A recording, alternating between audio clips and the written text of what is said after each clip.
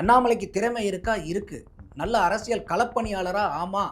அவருக்குன்னு சில பாக்கெட்ஸ்ல பூரா அவருடைய ஆதரவாளர்களை திரட்டி வச்சிருக்காரா? மாற்று கருத்து இல்ல.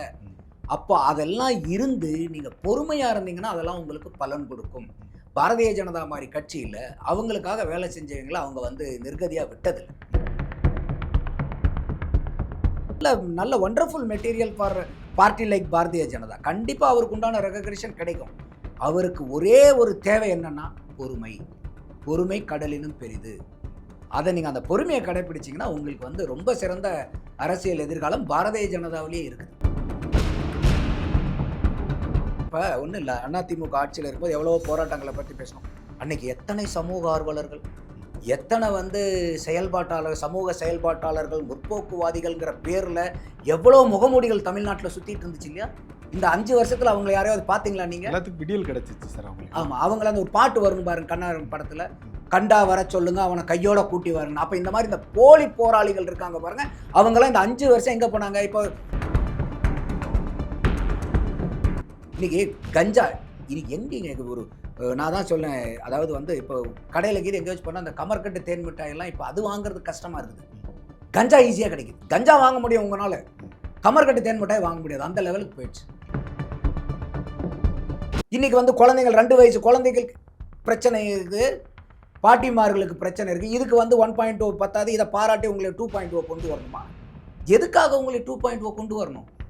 சும்மா நீங்கள் ஒன்று சொல்லிட்டீங்கன்னா போதுமா? அந்த அளவுக்கு மக்கள் வந்து இன்னைக்கு ஏமாளிகளாக இருக்காங்க. அப்போ இன்னைக்கு வந்து பார்த்தீங்கன்னாக்கா பெண்கள் பாலியல் வன்கொடுமை out of control, corruption out of control, crime out of control, எல்லாமே அவுட் ஆஃப் கண்ட்ரோல். ஐயா ஸ்டாலின் சொல்றதுதான் இது. ஏன்னா அவங்க கிட்ட ஆட்சியே அவுட் ஆஃப் கண்ட்ரோல். எந்த ஆட்சியில் இருக்கக்கூடியவும் கண்ட்ரோலும் இன்னைக்கு திராவிட முன்னேற்ற கழகத்துடைய கண்ட்ரோல்ல இல்லை. அவங்களுக்கு 12.45% வாக்கு வந்து திமுகலிருந்து எடுக்கப்படும். அதிமுகலிருந்து 2.95, பாரதிய ஜனதாலிருந்து 3.5%. அப்போ 6% அதிமுக கூட்டணியிலிருந்தும் 12% திமுக கூட்டணியிலிருந்து எடுக்கும்போது இதுக்கு உண்டான வித்தியாசம் 6% வந்துடுது. அப்போ this is going to add advantage for ADMK அலையன்ஸுங்கிறது தான் என்னுடைய அனாலிசிஸ் சொல்கிறேன்.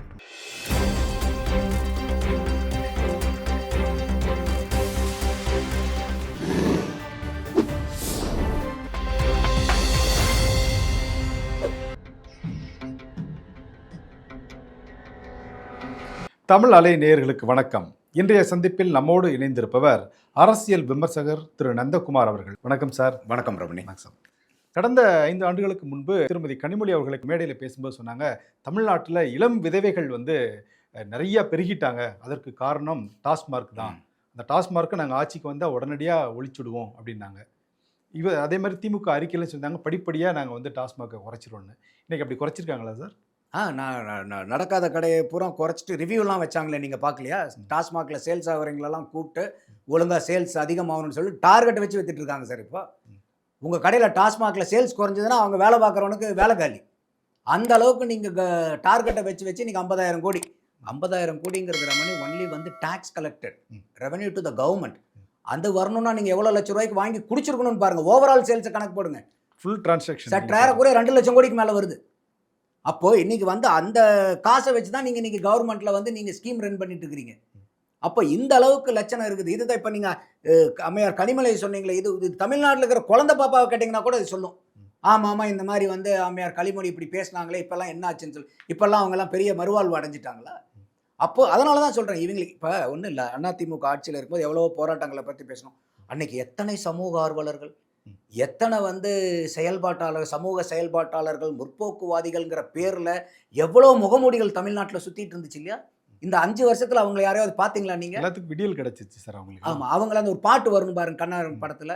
கண்டா வர சொல்லுங்க, அவனை கையோட கூட்டி வரணும். அப்போ இந்த மாதிரி இந்த போலி போராளிகள் இருக்காங்க பாருங்க. அவங்களாம் இந்த 5 வருஷம் எங்கே போனாங்க? இப்போ 26 திமுக எதிர்கட்சி ஆனதுக்கப்புறம் பாருங்க, இவங்க பூரா வந்து மறுபிறப்படுத்து வருவாங்க. நீங்க வெயிட் அண்ட் சீ. இது எல்லாமே இப்போ வராங்களா இல்லையா பாருங்க 26 அப்புறம். அதுக்காகவே ஆட்சி மரணம்ங்கிறீங்களா? இவங்கெல்லாம் வருவாங்க, இந்த போலிகள் எல்லாம் வெளியே வரும். அப்போ எந்த அளவுக்கு இவங்க வந்து ஒரு ஆர்கனைஸ்டு ட்ராமா பண்ணிட்டு இருக்காங்கன்னு பார்த்தீங்களா? எங்க சார் போனாங்க? அத்தனை போராளிகள் இருந்தாங்களே, எங்க சார்? ஒருத்தரையுமே காணுமே சார். சேலம் 4 வழிக்கு அவ்வளோ போராளிகள் இருந்தீங்களே, ஏன் பரந்தூருக்கு ஒரு போராளியை காணோம்? எங்க சார் போனாங்க எல்லாரும்? சேலம் 8 வழி சாலைக்கு. சேலம் 8 வழிச்சாலைக்கு, சாரி. அதுக்கு அவ்வளோ போராடினீங்க. இன்னைக்கு பரந்தூர் விமான நிலையத்துக்கு ஊரே காலி பண்ணிட்டு அத்தனை மக்கள் வந்து இன்னைக்கு ரத்த கண்ணீர் விட்டுருக்காங்க. அவ்வளோ வாட்டர் பாடிஸ் வந்து ப்ராப்ளம் ஆக போகுது. அங்க ஏர்போர்ட் வரனால பாதிக்கப்பட போறது பரந்தூர் மட்டும் இல்ல, Chennai is going to get affected largely. அப்ப இதுக்கெல்லாம் எங்க சார் போனீங்க? போராளிகளா? இல்ல மிஸ்டர் போராளிகள்ஸ், போலி போராளிகள்ஸ் எல்லாம் எங்க போனீங்க? திமுக போல் ப்ராமிசஸ் கொடுக்காம பொய் ப்ராமிசஸ் கொடுக்குது. இவங்க போராளிகள் எல்லாமே வந்து போலி போராளிகளா இருக்காங்க. அப்ப இது எல்லாம் பாருங்க எந்த அளவுக்கு வந்து இவங்க எல்லாம் இப்ப 2026 மே மாசத்துக்கு அப்புறம் மறுபிறப்பு எடுத்து உயிர் தெழுந்து வருவாங்க பாருங்க எல்லாருமே. அப்படிதான் இருக்கு இன்னைக்கு இருக்கக்கூடிய நிலைமை. அப்போ இந்த அளவுக்கு ஏகப்பட்ட பிரச்சனைகள் இருக்கு. இன்னைக்கு கஞ்சா இன்னைக்கு எங்க ஒரு நான் தான் சொன்னேன், அதாவது வந்து இப்போ கடையில் கீது எங்கே வச்சு பண்ணால் அந்த கமர்கட்டு தேன் மிட்டாய் எல்லாம் இப்போ அது வாங்குறது கஷ்டமாக இருக்குது. கஞ்சா ஈஸியாக கிடைக்குது. கஞ்சா வாங்க முடியும் உங்களால், கமர்கட்டு தேன் மிட்டாய் வாங்க முடியாது. அந்த லெவலுக்கு போயிடுச்சு. சிந்தட்டிக் ட்ரக்கு, எவ்வளோ ட்ரக்குங்க. இதெல்லாம் தான் காரணம் அந்த கூட்டு பாலியல் வன்கொடுமைக்கு. அவன் மிருகம் ஆயிடுறான் சார். அவன் வந்து நீங்கள் வந்து இருக்கிறவனை வந்து போதையை குறைச்சி அந்த பழக்க வழக்கத்தை குறைச்சி அவனை நல்மனிதன் ஆக்கிறத விட்டு போட்டு அவனுக்கு டாஸ்மாகை ஊற்றி ஊற்றி கொடுத்து, ஐயா துரைமுருகனே சொன்னார்ல, ஒரு பர்சன்டேஜ் பத்தலை, உள்ளே இருக்கக்கூடிய ஆல்கஹால் பர்சன்டேஜ் பத்தாதனால தான் பிரச்சனை அப்படின்னு. அப்போ வந்து பார்த்தீங்கன்னா இன்னும் அதிகமாக போதை வேணுங்கிறனால கஞ்சாக்கு போகிறான். அதுவும் பத்தல, அதுக்கும் போகிறவன் சிந்தட்டிக் ட்ரக்ஸ். அப்போ இதுதான் உங்களுக்கு திராவிட மாடல் 2.0வேவா? இந்த வளர்ச்சிக்கு தான் உங்களுக்கு திராவிட மாடல் 1.0 சூப்பர். இதுக்காக உங்களுக்கு 2.0 கொண்டு வரணுமா? இன்னைக்கு வந்து குழந்தைகள் 2 வயசு குழந்தைகளுக்கு பிரச்சனை இருக்குது, பாட்டிமார்களுக்கு பிரச்சனை இருக்குது. இதுக்கு வந்து 1.0 பத்தாது, இதை பாராட்டி உங்களுக்கு 2.0 கொண்டு வரணுமா? எதுக்காக உங்களுக்கு 2.0 கொண்டு வரணும்? சும்மா நீங்க ஒன்று சொல்லிட்டீங்கன்னா போதுமா? அந்த அளவுக்கு மக்கள் வந்து இன்னைக்கு ஏமாளிகளா இருக்காங்க. அதாவது திரு எடப்பாடி பழனிசாமி அவர்களுடைய பிரச்சாரமே அதுதானே. அதாவது இங்க உள்ள சட்ட ஒழுங்கை வந்து மறைக்கிறதுக்காக நீங்க வந்து பாரதிய ஜனதா உள்ள வந்துரும் அப்படின்னு சொல்லி நீங்க ஏமாற்றீங்க அப்படிங்கிறது தானே அவருடைய குற்றச்சாட்டு. ஆமா, நீங்க ஒன்றும் இல்லை. இப்போ இன்னைக்கு இந்திய அரசாங்கத்தை எடுத்துக்கிட்டீங்கன்னா நமக்கு 210 சப்ஜெக்ட் இருக்கு. State subject, central subject, concurrent லிஸ்ட்டுங்கிறது. அதில் வந்து பார்த்தீங்கன்னா சற்று ஏறக்குறைய 97 சப்ஜெக்ட் வந்து பார்த்தீங்கன்னாக்கா மத்திய அரசாங்கத்தை சார்ந்தது. 66 சப்ஜெக்ட் வந்து பார்த்தீங்கன்னா மாநிலத்தினுடைய கண்ட்ரோல். மீதி 47 வந்து பார்த்தீங்கன்னாக்கா கன்கரண்ட் லிஸ்ட். கன்கரண்ட் லிஸ்ட்டில் கூட டிஸ்பியூட் வரும்போது central government will have upper hand. அப்போ 97 + 47 இது ரெண்டுலையும் சென்ட்ரல் கவர்மெண்ட். அப்போ 97 47 எவ்வளோ? 144. 210ல் 144 சென்ட்ரல் கவர்மெண்ட். இது பாரதிய ஜனதா ஆளுதா இல்லை காங்கிரஸ் ஆளுதாங்கிறத பேச்சு இல்லை. மத்திய அரசாங்கம் யார் ஆண்டாலும் இந்த 210ல் 144 சற்று ஏறக்குறைய 70% சப்ஜெக்ட் சென்ட்ரல் கவர்மெண்ட்டில் இருக்குது. 30% தான் வந்து மாநில அரசாங்கம். எங்கே போய் நீங்கள் போய் அவுட் ஆஃப் கண்ட்ரோல்? நீங்கள் நான் எப்பயுமே ஒரு சொல்லுவார் பாருங்க, இன்னொரு டைலாக், நாங்கள் வந்து சென்னைக்கு டெல்லிக்கு அவுட் ஆஃப் கண்ட்ரோல். என்ன நீங்கள் அவுட் ஆஃப் கண்ட்ரோல்? கஞ்சாவில் அவுட் ஆஃப் கண்ட்ரோல், போக்சோவில் அவுட் ஆஃப் கண்ட்ரோல். சமூக நலத்துறை அமைச்சர் பேசினாங்க இல்லையா, 7000 கேஸுக்கு 104 கோடி ரூபாய் நஷ்ட ஈடு கொடுத்துருக்கோம். பெருமையா இது? இப்போ 2.0 வந்தால் இந்த 104 கோடி 1040 கோடியாக மாற்றுவாங்க. அப்போ இன்னைக்கு law and order out of control. Regular DGP இல்லை, அதுக்கு வந்து பார்த்தீங்கன்னாக்கா ஒரு பொறுப்பு டிஜிபி, அவரும் as I am suffering from ஃபீவருங்கிற மாதிரி பொறுப்பு டிஜிபிக்கு ஒரு பொறுப்பு டிஜிபி. அப்போ இன்னைக்கு வந்து பார்த்தீங்கன்னாக்கா பெண்கள் பாலியல் வன்கொடுமை out of control, corruption out of control, crime out of control, எல்லாமே அவுட் ஆஃப் கண்ட்ரோல். ஐயா ஸ்டாலின் சொல்றதான் இது. ஏன்னா அவங்க கிட்ட ஆட்சியே அவுட் ஆஃப் கண்ட்ரோல். எந்த ஆட்சியில் இருக்கக்கூடியவும் கண்ட்ரோலும் இன்னைக்கு திராவிட முன்னேற்ற கழகத்தினுடைய கண்ட்ரோலில் இல்லை அவங்களுக்கு. இதைத்தான் வந்து ஐயா சொல்லிட்டு இருக்காரு, நாங்கள் out of control, out of control. நான் கேட்கறது, கச்சத்தீவு தாராவாத்து கொடுக்கும்போது யார் இருந்தா? டிஎம்கே தான் இருந்தா. அன்னைக்கு ஏன் உங்களுக்கு வந்து நாங்கள் வந்து state versus Tamil Nadu versus Delhi, அன்னைக்கு எங்கே போச்சு? அன்னைக்கும் அதே டெல்லி இருந்துச்சுல்ல, ஏன் அதுக்கு நீங்கள் போராடல? காவேரி தண்ணிக்கு உரிமைக்காக நீங்கள் போராடும் போது அப்போ ஏன் வந்து நீங்கள் ஸ்டேட்டுக்கும் டெல்லிக்கும் நீங்கள் ஏன் போராடல? அதே மம்தா இது கல்கட்டாக்காரங்க அப்போ இருக்கக்கூடிய காங்கிரஸ் தான் அப்போ ஆளுந்துச்சு. அவங்க சொன்னாங்கல்ல பங்களாதேஷ்க்கு ஒரு இடத்த கொடுக்கணுங்கும் போது கொடுக்க முடியாதுன்னு அவங்க நின்னாங்க. நீங்கள் கல்வி பொதுப்பட்டியலில் போகும்போது யாரு? காங்கிரஸும் டிஎம்கே தான் இருந்தாங்க. நீட்டை டேபிள் பண்ணது யாரு? காங்கிரஸ் தான். நம்மளுடைய திமுகவுடைய minister of state Gandhi Selvan, நாமக்கல்காரர். அப்பெல்லாம் எங்க சார் போச்சு உங்களுக்கு? மாநிலத்துக்கும் ஸ்டேட் டெல்லிக்கும் உண்டான போராட்டம்லாம் எங்க சார் போனீங்க? அப்போ இந்த 5 ஆண்டு வரைக்கும் அந்த ரகசியத்தை சொல்லவே இல்லையே சார். என்ன ரகசியத்தை? ஒழிப்புறதுக்கு ஒரு ரகசியம் வச்சிருக்கிறோம், நாங்கள் வந்தால் ஒழிச்சிடுவோம். நாங்கள் அந்த ரகசியம் 5 ஆண்டு காலம் சொல்லவே இல்லையே. அதுதான், அது எவ்வளோ பெரிய பொய்யும் புரட்டுங்கிறது பாருங்க. நீங்கள் அவங்களோட போன 2021 வாக்குறுதி எடுத்தீங்கன்னா 160வது வாக்குறுதி, நாங்கள் வந்தால் நீட்டை வந்து ஒழிச்சுவிடுவோம் அப்படின்னு. ஆஹா சமப்பா, திமுக மாதிரி ஒரு வல்லமை படைத்த கட்சியே இல்லைப்பான்னு சூப்பர் திருப்பிட்டு வந்தால் பக்கத்தை 332வது வாக்குறுதி, நாங்கள் ஆட்சிக்கு வந்தால் இப்போ இருக்கக்கூடிய 7.5% இதற்கு ஒதுக்கீடு அரசாங்க பள்ளி மாணவர்களுக்கு மட்டும்தான் இருக்குது, உதவி பெறக்கூடிய பள்ளிகளுக்கு இல்லை, அதையும் சேர்த்து நாங்கள் 2.5% 10%-ஆக கொடுப்போம். எது அது உண்மையா இது உண்மையா? அப்போ டிஎம்கேன்னா திராவிட முன்னேற்ற கழகம் தானே, டி ஸ்டாண்ட்ஸ் ஃபார் திராவிடம் தானே, நாட் டபுள் ஸ்டாண்டர்ட். எல்லாத்துலேயுமே டபுள் ஸ்டாண்டர்ட்னா எப்படி?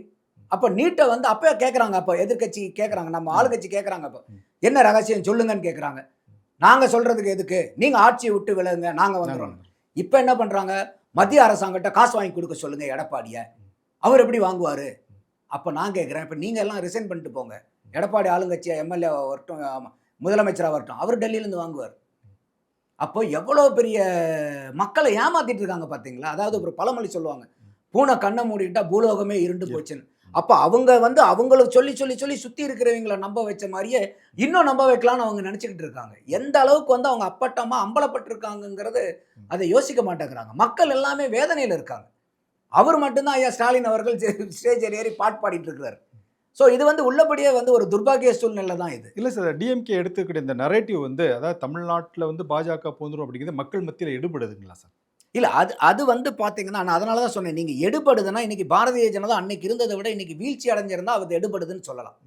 அவங்க அதை 2019 அந்த ஸ்லோகன் ஆரம்பிக்கும் போது பாரதிய ஜனதாவுடைய வாக்கு வங்கி எவ்வளோ, இன்னைக்கு அவங்களுடைய வாக்கு வங்கி எவ்வளோ? இப்போ 2.5 இருந்து இன்னைக்கு 11.4 வளர்ந்துருக்குதா குறைஞ்சிருக்கா? வளர்ந்துருக்கு. அப்போ உங்க ஸ்ட்ராட்டஜி பாரதிய ஜனதாவை வீழ்ச்சியில் அடைய வச்சிருக்கணும். நீங்க சொல்ற மாதிரி இருந்தா எப்படி வந்து இன்னைக்கு வளர்ச்சி அடைஞ்சிருக்காங்க? தமிழ்நாட்டில் 3வது பெரிய கட்சியால இருக்காங்க அவங்க 2024 தேர்தல் அடிப்படையில்.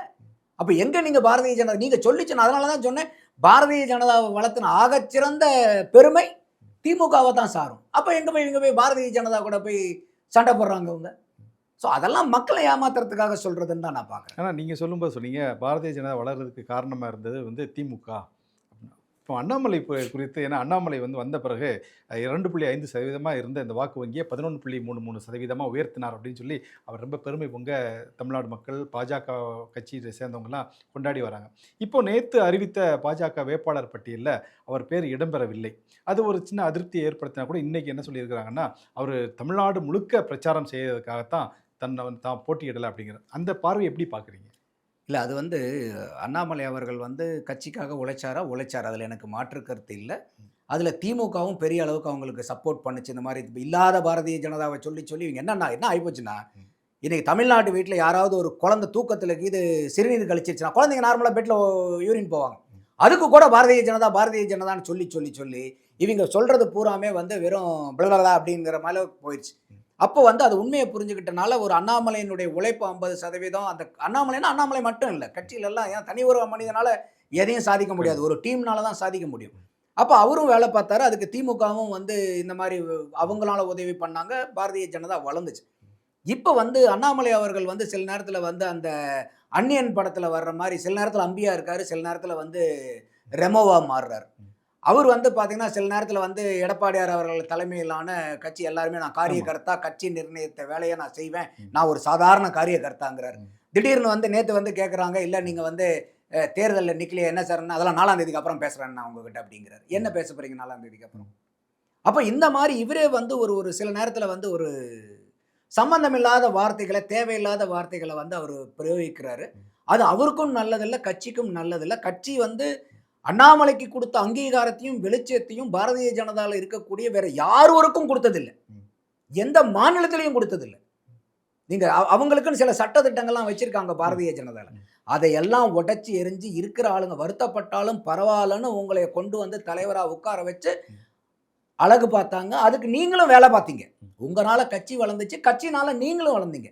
எதிர்கட்சி அரசியலை வந்து அண்ணாமலை அந்த அளவுக்கு தடாலடியாக பண்ணுறதுக்கு மத்தியில் ஆறுங்கிற அரசாங்கமாக பாரதிய ஜனதா இல்லைன்னா இந்த எதிர்கட்சி அரசியல் அண்ணாமலை பண்ணியிருக்க முடியும் நீங்கள் நம்புறீங்களா ரமணி? இல்லை, உண்மைதான். அந்த ஒரு பாதுகாப்பு, ஒரு சேஃப் இருக்கு இல்லையா, அந்த ஒரு சேஃப்டி நெட்டு, அதோட வந்து மத்திய அரசாங்கத்தினுடைய ஆளுங்கட்சியினுடைய பிரதிநிதி மாநில தலைவர்களால் அவ்வளோ ஊடக வெளிச்சங்கள், உங்களுக்கு அவ்வளோ ஊடக வெளிச்சங்கள் கொடுக்கப்பட்டது.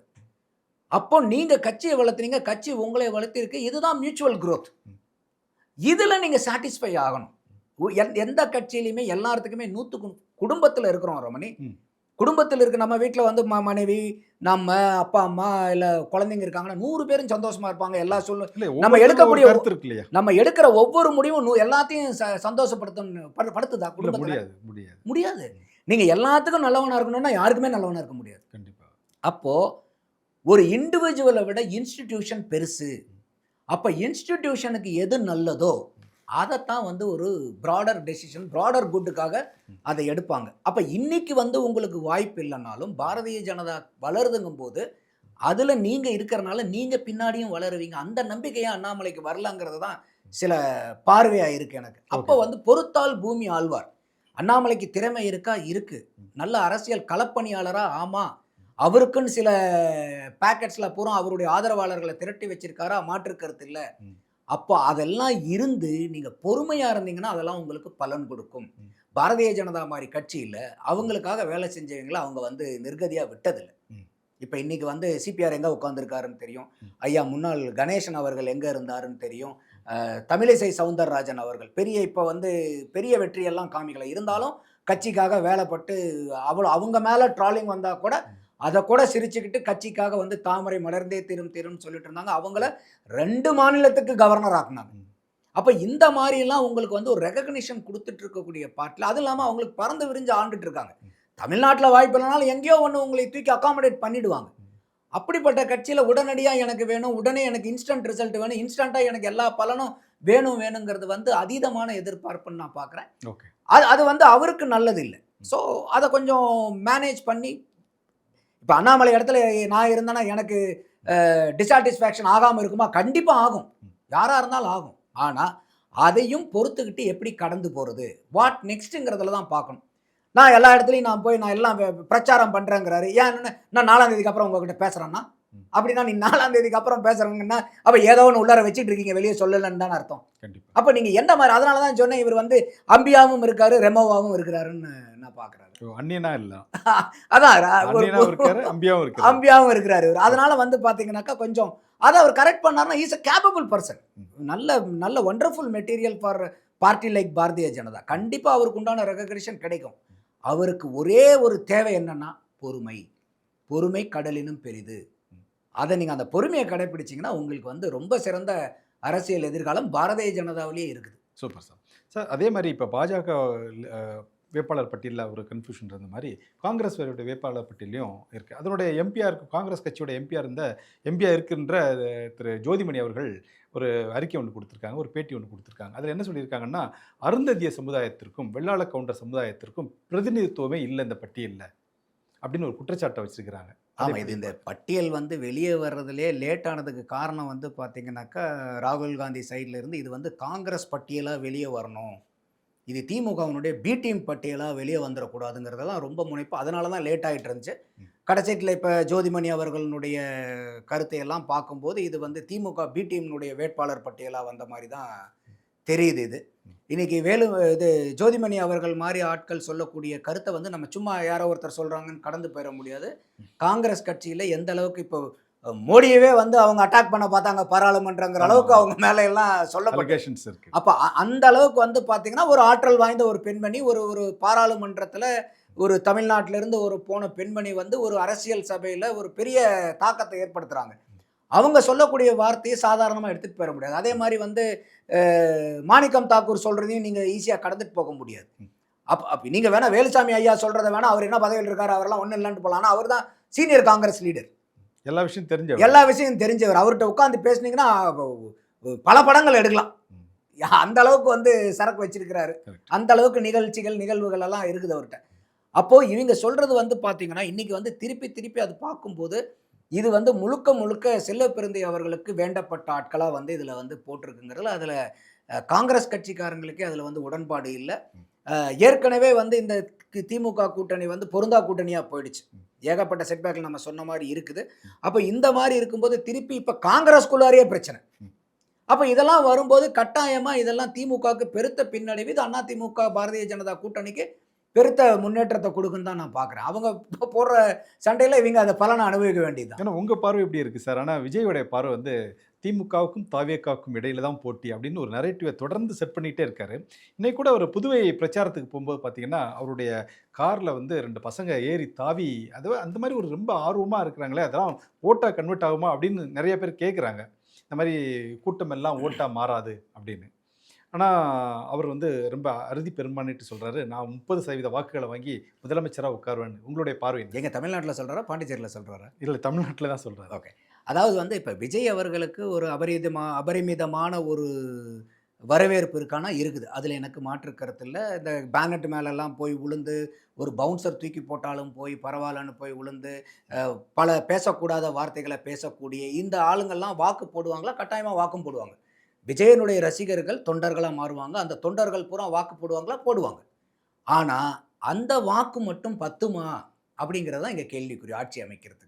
அப்போ நம்மளுடைய அசஸ்மென்ட் பிரகாரம் வந்து பார்த்தீங்கன்னாக்க, விஜய்க்கு வந்து சற்று ஏறக்குறைய முதல்ல ஒரு 10 டூ 15 இருந்துச்சு. அதுக்கப்புறம் கொஞ்சம் படிப்படியா வந்து 15 டூ 20 மாறுச்சு. இந்த மார்ச் 5க்கு அப்புறம் அவருடைய இந்த கடந்த 1 மாத கால அரசியல் வந்து பெருத்த பின்னடைவு அவருக்கு. அப்போ ஏற்கனவே 15 டூ 20ன்னு போனவரு இப்ப 10 டூ 15 இல்லன்னா 10 டூ 20ங்கிற பார்டர் ரேஞ்ச்ல வந்துட்டார். அப்ப இந்த இடத்துல மட்டும் நீங்க வாக்கு வாங்கும்போது, ஆட்சியை நீங்க எப்படி அமைக்க முடியுங்கிற ஒரு கேள்விக்குறி வருது. அதுவும் இல்லாம நம்ம அடுத்தது பார்க்கும்போது விஜயனுடைய இது வந்து விஜய் தான் அவருடைய வாய்ப்பை கெடுத்துக்கிறார். வேற யாரும் கெடுக்கல. அவருடைய அரசியல் தன்மை இல்லாம, அரசியல் செயல்பாடு இல்லாதனால, உழைப்பு இல்லாதனால, அவருக்கு சரியான திட்டமிடல் இல்லாதனால, கைடன்ஸ் இல்லாதனால ஒரு வாய்ப்பு, பெரு வாய்ப்பு விஜய்க்கு இருந்தது. அது நம்மளே கண்ல பார்த்தோம்.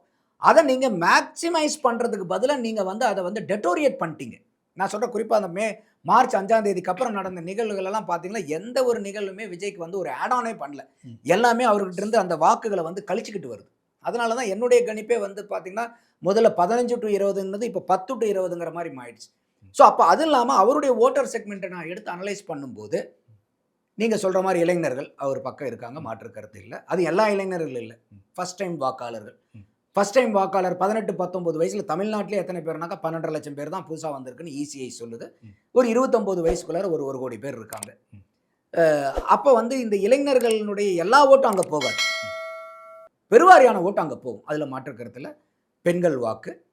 அடுத்தது வந்து இவரே வந்து ஒரு சிறுபான்மையினர். இவர் திருச்சி கிழக்குல நிக்கிறதுக்கு காரணமே அங்க 35, 36% சிறுபான்மையினருடைய வாக்கு வங்கி. கிறிஸ்டியானிட்டியும் முஸ்லிம்ஸையும் சேர்த்து தலித்துகள் வந்து சற்றேறக்குறைய 11 to 12% இருக்காங்க. அப்ப இவர் மதசார்பற்ற சமூக நீதி கொள்கைனாலும் இவர் தேர்ந்தெடுத்த தொகுதி மதத்தை சார்பா வச்சு தான் எடுத்திருக்கிறார். பெரம்பூரும் அப்படிதானே? பெரம்பூரும் அந்த மாதிரி. பெரம்பூர் வந்து பாத்தீங்கன்னா அவங்களுக்கு வந்து மெம்பர்ஸும் ஜாஸ்திங்கிறாங்க அங்க. திருச்சியிலையும் அவருக்கு சேர்ந்த மெம்பர்ஸ் ஜாஸ்தி. அதுலலாம் மாற்று கருத்து இல்லை. ஆனா நான் சொல்ற மாதிரி அவங்களுடைய மெம்பர்ஸை மட்டும் வச்சு ஜெயிக்க முடியுமானா முடியாது. அப்போ நீங்க வந்து அவர் அந்த சிறுபான்மையினுடைய வாக்கு வங்கி, அதனாலதான் வேற எங்கேயாவது பாரதிய ஜனதாங்கிற வார்த்தையை பயன்படுத்தினாரா? இல்ல. திருச்சியில பயன்படுத்தினார். கவனிச்சிங்களா இல்லையா? ஏன் பயன்படுத்தினார்? பாரதிய சிறுபான்மையினர் ஜாஸ்தியா இருக்கிறதுனால. அதுதான். வேற எங்கேயாவது ஏதோ ஒரு படத்துல அடிச்சு கூட கேட்பாங்க, சொல்லாதீங்கன்பாங்க. அந்த மாதிரி திமுக திருப்பி திருப்பி கேட்டுட்டு இருந்துச்சு. என் பேரை மட்டும் சொல்றேன், அவரையும் கூப்பிட்டாடி, என்னைய மட்டும் என் கிட்னி எடுக்கிறீ, அவர் கிட்னியும் சேர்த்து எடுன்னு திமுக அழுத்தம் கொடுத்துக்கிட்டே இருந்தாங்க. எந்த இடத்துலையுமே சொல்லல. ஆனா திருச்சியில போய் நீங்க பாரதிய ஜனதான் பேச வேண்டிய கட்டாயம் என்ன? சிறுபான்மையினர். அப்போ இந்த மாதிரி அவருடைய வாக்கு இளைஞர்கள், பெண்கள், சிறுபான்மையினர், எஸ்சி எஸ்டி இந்த 4 தான். இப்போ உதாரணத்துக்கு அவருக்கு 10 to 20% வாக்கு விழுவதுன்னா அவருக்கு கிடைக்கக்கூடிய வாக்குல 80% வாக்கு இந்த 4 செக்மெண்ட்ல இருக்கும். இப்போ இந்த 4 செக்மெண்ட் யாரு வச்சிருக்கான்றாங்க? இப்ப காரை வச்சிருந்த சொப்பன சுந்தரி யார் வச்சிருக்காங்கிற ஒரு கேள்வி வரும் படத்துல. அந்த மாதிரி இந்த 4% விஜய்க்கு இந்த 4 செக்மெண்ட் போகக்கூடியது. இப்ப இந்த 4 செக்மெண்ட் ஓட்டர்ஸ் எங்க கிட்ட தான் இருக்காங்கன்னு பெருமை பேசிட்டு இருக்கிறது யாரு? திமுக. அப்ப விஜய் எடுக்கக்கூடிய வாக்கு எங்கிருந்து அதிகமா எடுக்கப்படும்? திமுக. இது யாருக்கு சாதகமா முடியும்? ஆனா அதிமுகவுக்கு சாதகமா வராதுங்கிறாங்களே சார். எப்படி வராது? இப்போ 18% வாக்கு அவருக்கு இருக்கு அப்படின்னா 10% திமுக இருந்து எடுப்பாரு, 8% அதிமுக இருந்து எடுப்பாரு அப்படிங்கலாம் சொல்றாங்க. இல்ல, நான் அதனால தான் இந்த ஓட்டர் செக்மெண்ட்டை கொடுத்தேன். ஏன்னா நீங்க இப்போ ஓட்டர்ஸ் லிஸ்ட் வச்சு ஒரு அனலிஸ்ட் பண்ணியிருக்கிறதுனால உங்களுக்கு தெளிவா. ஆமா, இந்த ஓட்டர்ஸை வந்து நம்ம செக்மெண்டேஷன் பண்ணும்போது இதுதான் நமக்கு தெரியுது. அதாவது வந்து ஒரு கணக்கு என்னன்னா, ஒரு 5 to 8% வரைக்கும் அவர் விஜயனுடைய வாக்கு வந்து ஆன்டி இன்கம்பன்சியை உடைக்குது அதிகமா. ஓகே. அதை மேலே தாண்டி போக போக போக ஒரு 5% மேலே போக போக போக அது வந்து திமுகவுடைய கோர் ஓட் பேங்கை உடைக்குது. திமுக வந்து ஆரம்பத்தில் ரொம்ப சந்தோஷமா இருந்தாங்க. விஜய் வந்தபோது பரவாயில்ல, இவர் வந்து ஆன்டி இன்கம்பன்சி வாக்கை வந்து பிரிப்பாங்க, அதனால வந்து பார்த்தீங்கன்னா அதிமுக நம்மளுடைய எதிர்ப்பு வாக்கு தான். அப்போ இந்த ஹாஸ்டலில் உப்புமா கணக்கு போடுவாங்க பாருங்க, யார் யாருக்கு என்னென்ன வேணும், கடைசியில் உப்புமாவே ஜெயிக்குங்கிற மாதிரி நம்ம உப்புமாவா இருந்தாலும் நம்ம தான் வந்து ஜெயிக்க போகிறோங்கிற ஒரு பெரு மகிழ்ச்சியில் இருந்தாங்க. கடைசியில் போக போக அவருக்கு ட்ராக்ஷன் கொஞ்சம் கிடைக்குது. ஒரு 15%, 20% நம்ம அனாலிசிஸ்லேயே வருது. அப்படி வரும்போது தான் தெரியுது அவங்களுக்கு, ஐயோ அவர் விஜய் சாப்பிட்றது பூரா நம்ம ஓட்டு வங்கி போகுது, இந்த 4 தான் பிரதானமான வாக்கு வங்கி, இன்னைக்கு லபோ தீபோன்னு அடிச்சுக்கிட்டு இருக்காங்க. அப்போ நான் அதனால தான் சொன்னேன், ஒரு 5 to 8% அது ஆன்டி இன்கம்பன்சி வாக்கு பிரிக்குது.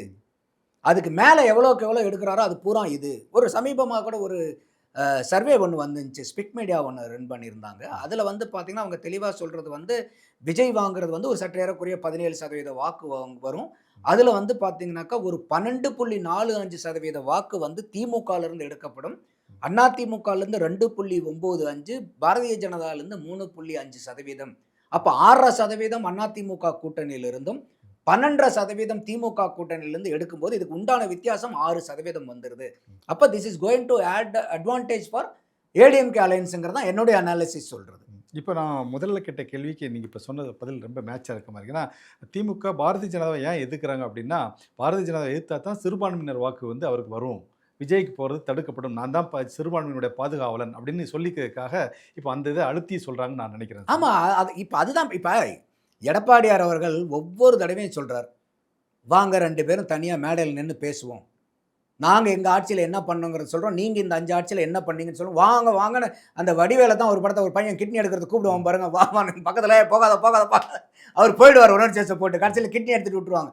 அந்த மாதிரி ஒரு எடப்பாடி கூப்பிடுறாரு, வாங்க வாங்கன்னு கிட்னி எடுக்கிறதுக்கு. கிட்னி எடுக்கிறது. ஏன்னா அந்த அளவுக்கு இங்க வீக்கா இருக்கிறீங்க. நீங்க இந்த 5 வருஷத்துல வந்து ஒண்ணுமே பண்ணல. எடப்பாடி பெரிய பட்டியலே வாசிச்சுக்கிறார். நான் என்னென்னலாம் கொண்டு வந்தேன். இப்ப இவங்க சொல்றது என்னன்னா, நாங்க பெண்களுக்கு 1000 ரூபாய் கொடுத்தோம், கல்லூரி மாணவர்களுக்கு 1000 ரூபாய் கொடுத்தோம், பெண்களுக்கு 1000 ரூபாய் கொடுத்தோம், அந்த கல்லூரி போகக்கூடிய பசங்களுக்கு 1000 ரூபாய் கொடுத்தோம். இதுதான் சொல்றாங்க. நாங்க 5000 ரூபாய் போட்டோம். அவங்க சொல்லக்கூடிய திட்டங்களை படிச்சீங்கன்னா, அவங்க சொல்லுங்க அப்படின்னா, பார்க்காம சொல்லுங்கன்னா ஒரு 7-8 திட்டம் சொல்லுவாங்க. அதுல இந்த ஃப்ரீயா கொடுத்த காசு கொடுத்தது தான் சொல்லுவாங்க.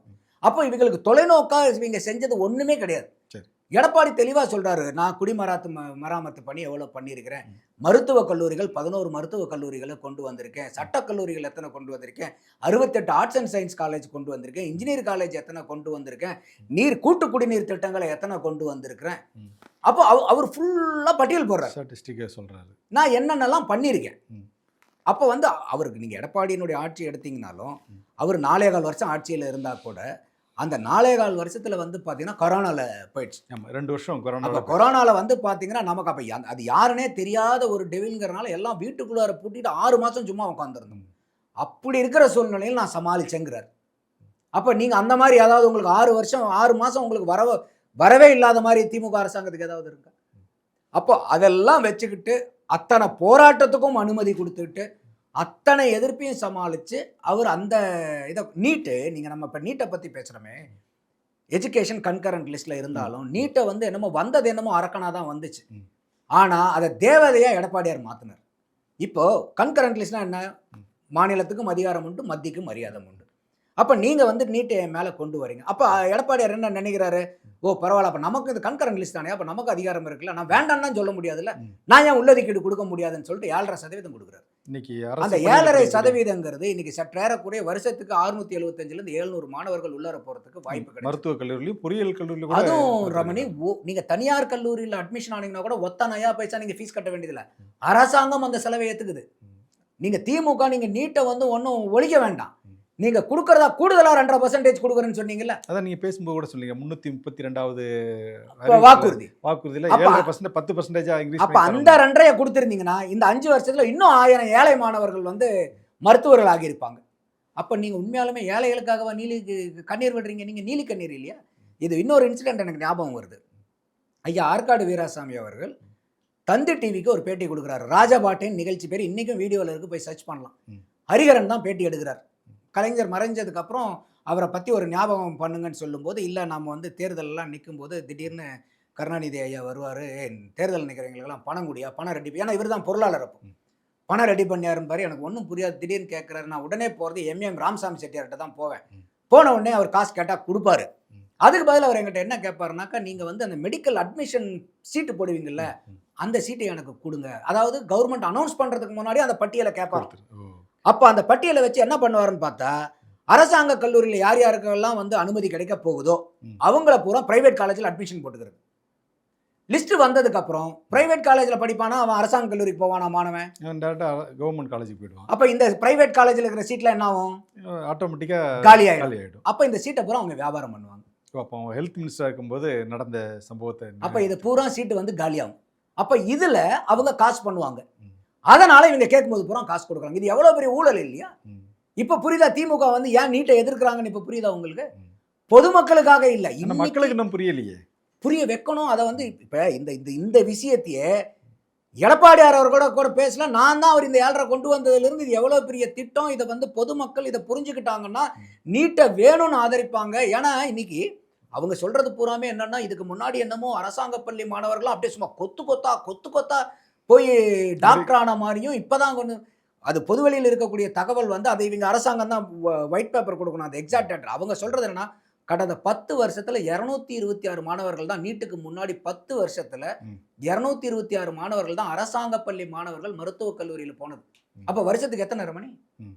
வெறும் 22 மாணவர்கள் வருஷத்துக்கு. ம். அரசாங்க பள்ளியில படிச்ச ஏழை மாணவர்கள் மருத்துவக் கல்லூரிக்கு இன்னைக்கு போனது. ஒரு ஆண்டுக்கே இன்னைக்கு ஒரு ஆண்டுக்கு 675ல இருந்து 700 பேர் போறாங்க. ம். அதை நீங்க 10ஆ பண்ணியிருந்தீங்கன்னா இன்னைக்கு 1000 பேர் போவான்ல. ம். அப்போ இதைத்தானே சார் ஒரு தொலைநோக்கு பார்வை இருக்கக்கூடிய அரசியல்வாதி செய்யணும். அதை தானே சார் எடப்பாடி செஞ்சாரு. அப்ப நீங்க ஏன் சார் 7.5 நீங்க 15ஆ பண்ணுங்க. அதுல உங்க பராக்கிரமத்தை காமிங்க. அப்போ இந்த இந்த விஷயங்கள், இந்த உண்மையான விஷயங்கள்லாம் மக்களுக்கு தெரிஞ்சதுன்னா, நீட்டை யாரும் வேண்டான்னு சொல்ல மாட்டாங்க. ஒண்ணும் இல்ல. ஐயா தயாநிதி மாறன் யாரு? அது தென்சென்னை மாவட்டத்துடைய நாடாளுமன்ற உறுப்பினர், அவங்களோட குடும்ப உறுப்பினர். அவருடைய செல்வாக்கு பராக்கிரமத்தெல்லாம் சாதாரணமானவரா? இல்ல வந்து இல்ல அதெல்லாம் அவங்க மதிப்பிட அண்ணன் முடியாத தம்பிக்கு அளவுக்கு. ஒரு டிஸ்பியூட் வந்துச்சு. ம். 500 1000 ரூபாய்க்கு இல்ல 5000 கோடிக்கு. ம். அந்த அளவுக்கு சின்ன ஏழை ஆட்கள். அவருடைய பொண்ணு இங்க வந்து மருத்துவக் கல்லூரி இந்தியாவுல படிக்க முடியல சார். ம். காரணம் என்ன? ம். நீட்ட பாஸ் பண்ணல.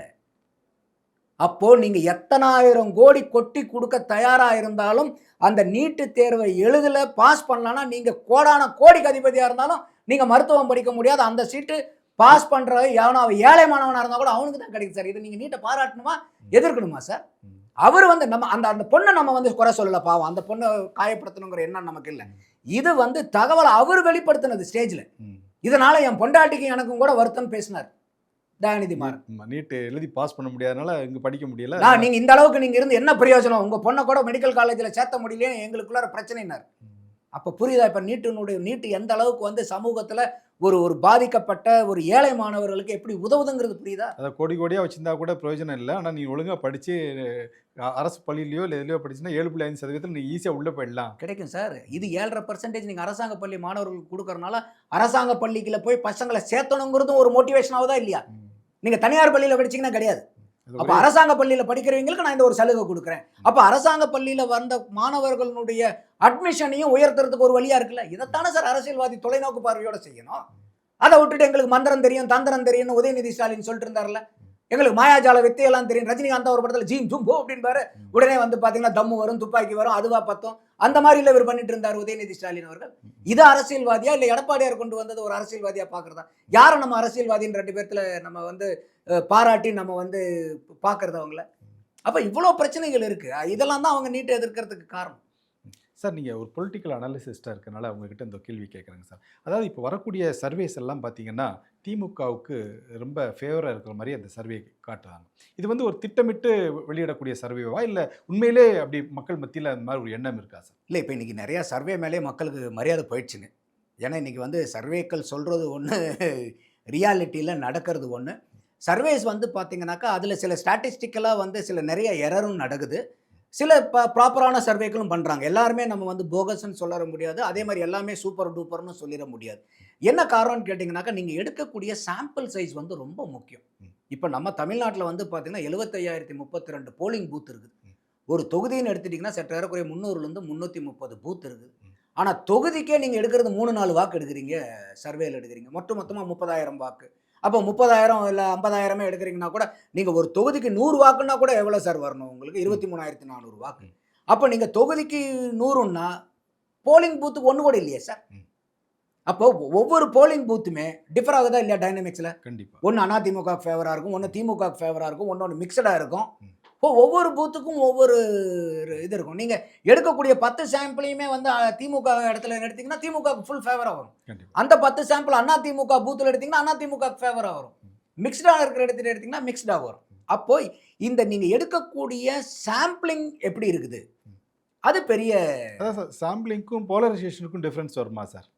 என்ன மாதிரி கேட்குறீங்க? இல்ல அதாவது இப்போ சாம்பிள் எடுக்கும்போது இப்போ நானே இருக்குன்னு வச்சுக்கோங்க. சாம்பிள் எடுக்கும்போது இப்போ என் கூட பக்கத்துல நிக்கிறவர் நான் டிஎம்கேக்கு தான் வாக்கு போடுவேன் அப்படின்னா, அந்த இடத்துல தர்ம சங்கடப்படாம நானும் ஆமா டிஎம்கே தான் போடுவேன்னு அப்படி சொல்றேன். ஆமாமா. இது ரொம்ப முக்கியமான பாயிண்ட் நீங்க சொல்றது. எப்பயுமே வந்து பார்த்தீங்கன்னாக்கா, சில போராட்ட குணம் இருக்கிறவங்க மட்டும் தான் அவங்களுடைய எண்ணப்பாடுகள யார் என்ன நெனச்சாலும் பரவாயில்லன்னு தைரியமா சொல்லுவாங்க.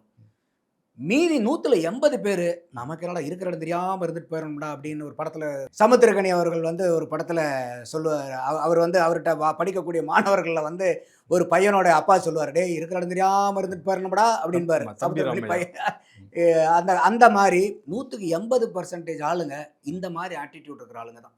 அப்ப தன்னுடைய கருத்த வந்து வெளிய சொல்றதுக்கு யோசிக்கிறாங்க.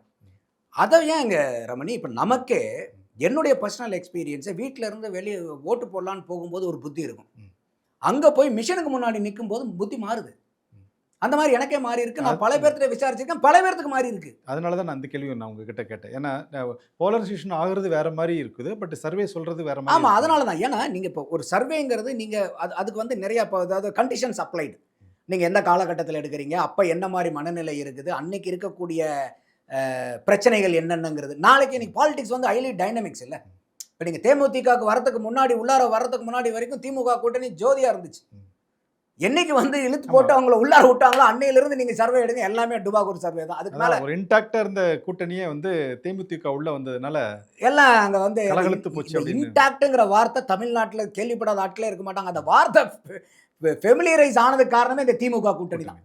டெய்லி காலையில எந்திரிச்சோன்னே எப்படி ரெகுலரா பல்லு விளக்குமோ, அந்த மாதிரி கூட்டணி கட்சிக்காரங்க பூரா டெய்லி எந்திரிச்சு வெளிய வந்தோனே டிவிய பார்த்து நாங்க இன்டாக்ட்டா இருக்கிறோம், இன்டாக்ட்டா இருக்கோம். இன்னைக்கு வந்து முழுக்க முழுக்க ஆன்டகனிஸ்டிக் அலையன்ஸ் அது. இன்னைக்கு ஆன்டி இன்கம்பன்சி மக்கள் கிட்ட. அதை விட பெரிய ஆன்டி இன்கம்பன்சி கூட்டணி கட்சிக்குள்ளார. ஓகே. அப்ப அந்த அளவுக்கு இருக்கு. அப்ப இந்த சர்வேன்னு நீங்க வரும்போது முழுக்க முழுக்க மக்கள் வந்து அவங்க சில பேர் வந்து நமக்கு என்னடான்னு பொய் சொல்லுவாங்க. சில பேர் உண்மையை தான் சொல்லியிருப்பாங்க. ஆனா இப்ப நேத்து வரைக்கும் இருந்த மனநிலை வேற. இன்னைக்கு இருக்கக்கூடிய மனநிலைமை வேற. ஓட்டு போடும்போது இருக்கக்கூடிய மனநிலைமை வேற. அப்ப யாருமே வந்து நமக்கு வந்து பிரெடிக்ட் பண்ண முடியாது. ஸோ அதனால வந்து இது வந்து என்ன சொல்றது, ஒரு கல்ல விடுவோம். உழுவுற மாங்காய் உழுவட்டுங்கிற மாரி தான் இது. ஓகே. அதுல வந்து ரொம்ப சின்சியரா, ரொம்ப ஸ்ட்ராட்டஜி. ஏன்னா இப்ப நெறைய வராங்க. அது எந்த அளவுக்கு வந்து ஸ்டாட்டிஸ்டிக்கலா எடுக்குறாங்க. அதுக்கு வந்து எவ்வளோ ஸ்டாண்டர்ட் டீவியேஷன் இருக்கு, எவ்வளோ அக்செப்டட் எரர்ஸ் இருக்கு. அதெல்லாம் வந்து நெறைய அவங்க இது பண்றதில்ல. ஓகே. மெயினா வந்து சாம்பிளிங் பத்துறதில்ல. ஏன்னா அந்த அளவுக்கு ரிசோர்சஸ் இல்ல. அதான் பார்க்குறேன் நான். Okay sir. தொடர்ந்து இது சம்பந்தமா பேசுவோம் சார். நன்றி, வணக்கம் சார். நன்றி ரமணி.